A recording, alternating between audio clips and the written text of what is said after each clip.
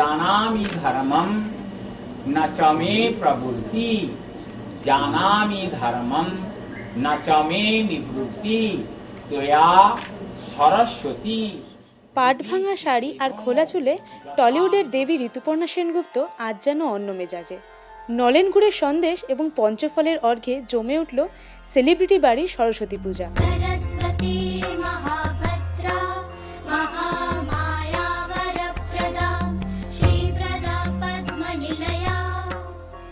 ছোটোবেলাতে অবভিয়াসলি আমরা হলুদ শাড়ি পরে মানে পাড়ায় পুজো করা, নানা রকম মানে প্রোগ্রাম হতো, সেখানে পার্টিসিপেট করা, এটাতেই আনন্দ ছিল। 1 মাস ধরে রিহার্সাল চলতো, চাঁদা তোলা, সব মিলিয়ে ইটস এ ভেরি মানে গুড, মানে আমাদের একটা মানে সারা বছর আমরা ওয়েট করতাম ওই দিনটার জন্য। এই যে বাড়ির পুজো চলছে, তারপর আরও বন্ধুদের ইনভিটেশনস আছে, বেশ কিছু জায়গায় যেতে হবে এবং সেখানে কিছু সময় কাটাবো।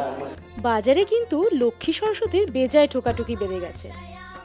বিদ্যা বুদ্ধির আশায় সরস্বতী পূজা তো করতেই হবে, কিন্তু দামে যে ছ্যাঁকা। ফলমূল প্রতিমা কিনতে গিয়ে মধ্যবিত্ত বাঙালির নাভির শ্বাস উঠছে।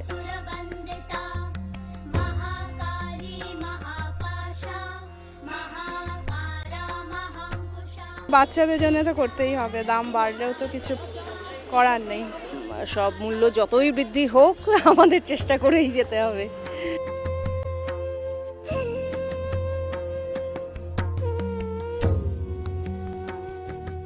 আজকের মার্কেট যা মূল্যবৃদ্ধি যেভাবে বেড়েছে তা তুলনামূলক হিসাবে আমরা দাম পাচ্ছি। ঠাকুরটা তৈরি করেছি 70 পিস, খরচ গেছে পুরো ভাবুন প্রায় 8.5 মতন খরচ। তো এখন যদি বিক্রি হয়েছে 12 পিস মতন, তো সেটা হিসেব করে দেখা যাবে হয়তো 9,000 টাকা, 8 থেকে 9,000 টাকা মতো পেয়েছি এখন বর্তমান হাতে। যদি এটা টোটাল বিক্রি না হয় তাহলে আমার টোটাল ড্যামেজটা যাবে। এবঙ্গে যারা উঠতি বয়সের ছেলে মেয়ে, তাদের কাছে সরস্বতী পুজো মানেই যেন ভ্যালেন্টাইন্স ডে।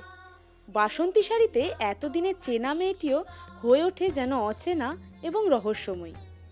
Bureau report, আনন্দবাজার.com।